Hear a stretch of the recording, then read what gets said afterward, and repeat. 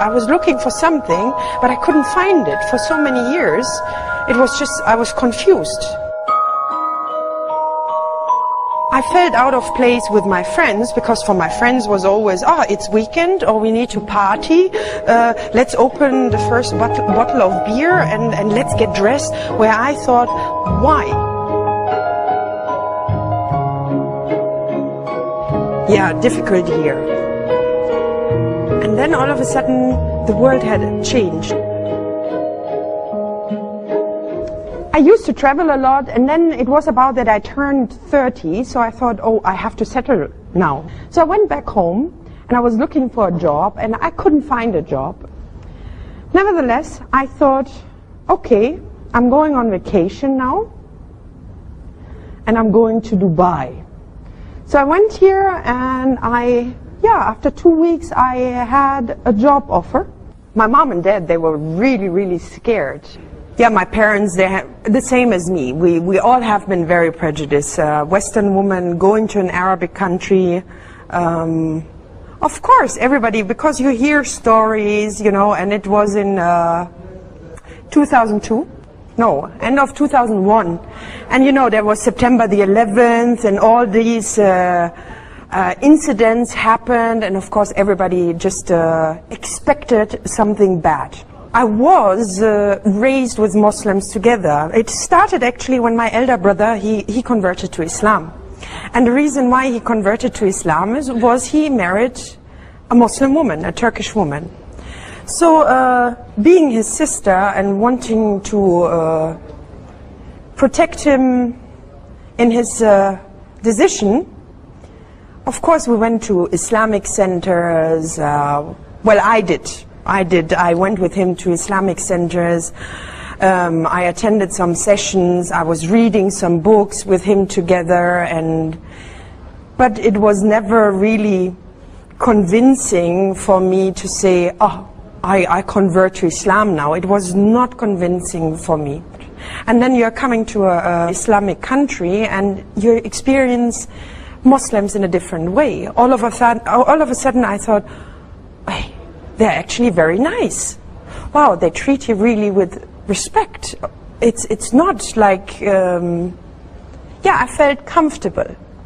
And in the beginning, I mixed more with European than I would have mixed with other nationalities, because I wanted to keep my comfort zone. But then there was a point where I wanted to step out of my comfort zone, because all of a sudden this zone was not comfortable anymore.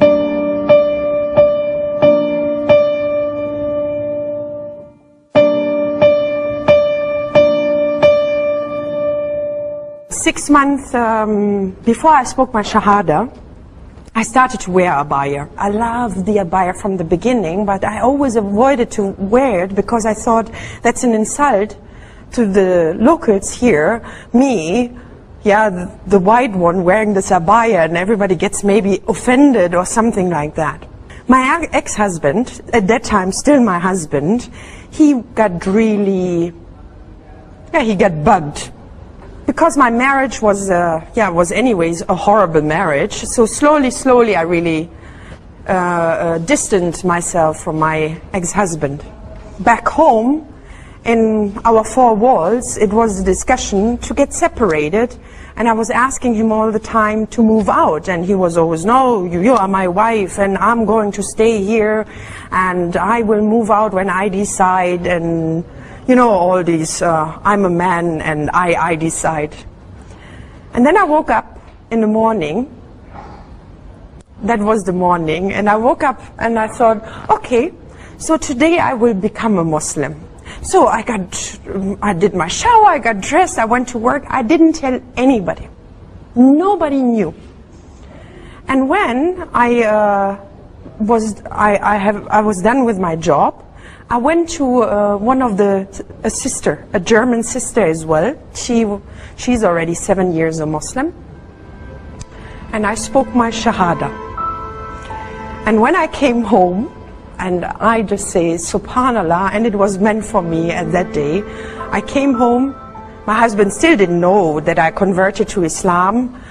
And I didn't want to tell him at that time. And then I just asked, because I was asking every day since the last 6 months, when are you moving out? And I thought, today I will ask him again. So when are you moving out?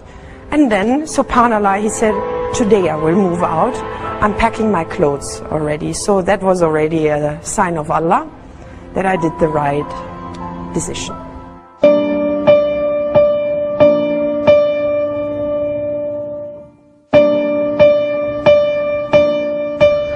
I spoke my Shahada on the 25th of June 2009. Until date, it was my most horrible year ever.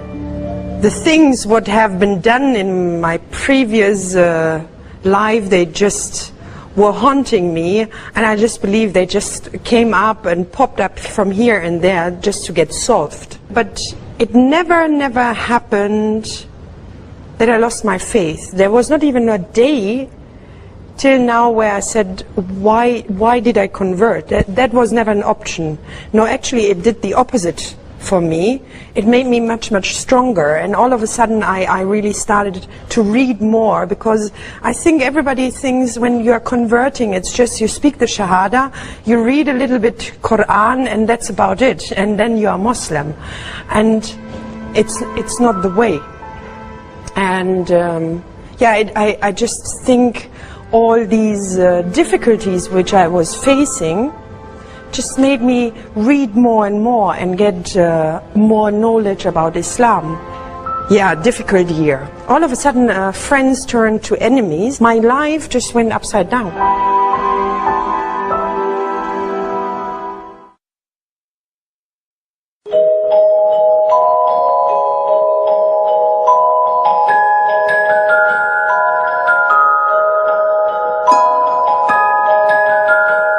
At that time, one of my friends got really close to me. Her name is Kate, and she really supported me a lot.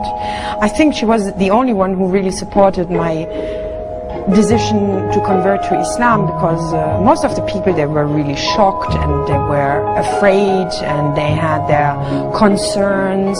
And I know that Kate was always there. I could call her in the middle of the night if I need her, and I thank Allah every day for such kind of friend. Kate was not a Muslim at that time. Kate was confused. I remember that you and I remember we went to that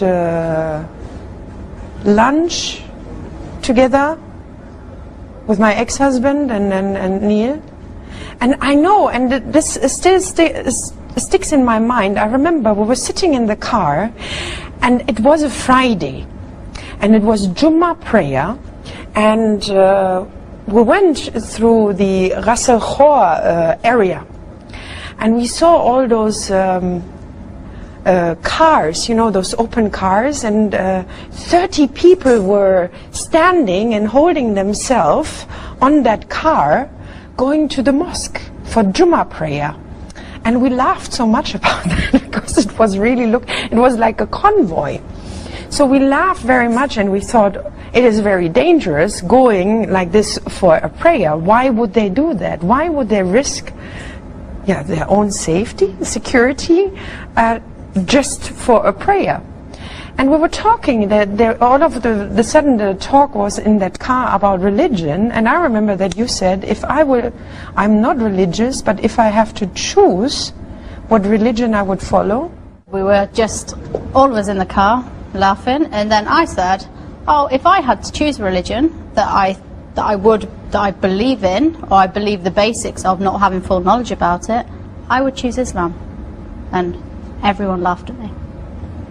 Why would you choose that? They're hypocrites, and that's how it all went on. Yeah. And then it was a big topic, and that was actually where we, when we started looking into the religion. and we started more and more. From that day, I started really looking more into the religion, because the way people laughed and said, "Oh, hypocrites," and they're not hypocrites at all. And they said to me, "Why would you choose it?" Because I believe in the basics of the religion, because that's all I knew at the time. And you look at the Arab families, and they're all very close knit, and I think that's fantastic. Whereas from where I come from, you don't all come together on a Sunday, which would be our day that all families come together. Everyone does their own thing. We all live our separate lives. Whereas here, Fridays, it's just such a family day. All I learnt from school when we were studying religious education, which is compulsory, so we had to study it, we learnt all about all the different religions. When it came to Islam, my studies teacher said to me, to sum it up, Islam, the people that follow it, they're a bunch of terrorists. And that was it. That's all we learnt about Islam. Nothing else. And that's stuck in your mind. And think of all those people then, if that's the attitude of what the teacher's given. No, we had no Muslims in our class anyway. And of course, when you're younger, everyone just laughs. But that's all that's stuck in the mind. I was asking more questions more than anything. I didn't go to any Islamic centres, read any books. I was just more inquisitive, asking people about their religion. But I had to put all the thought into it. I don't just want to convert, just to be one of those people that says, oh yeah, I've converted.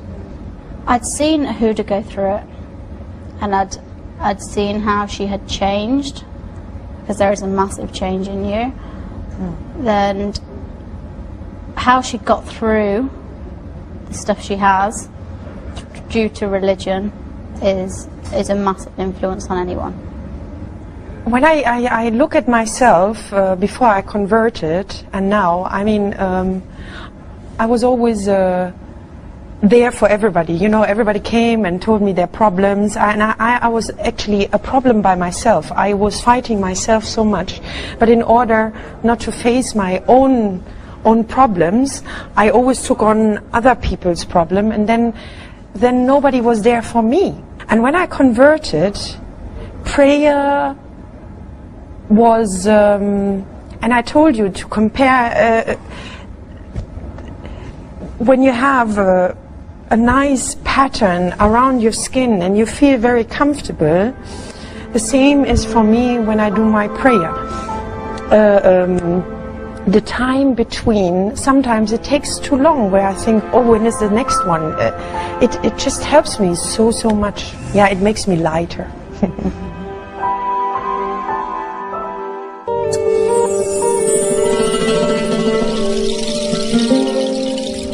They asked me why I dress like this. Straight away, who am I married to? And I said, well, I'm not married. Really? So you dressed like this out of choice? I said, yeah. I said, I converted. You converted. But how come you don't cover your face completely? Because that's what people think, that you should be covering your face completely. And she was saying how interesting it is, and they're only here and they're flying back on Tuesday. And she said the conversation she had with us in that little time, she's learnt so much.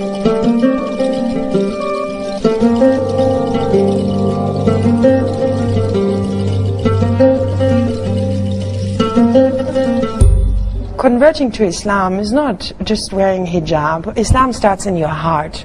And it doesn't matter if somebody wears the hijab after 2 weeks or 3 months or 1 year. Important is that Islam started already here.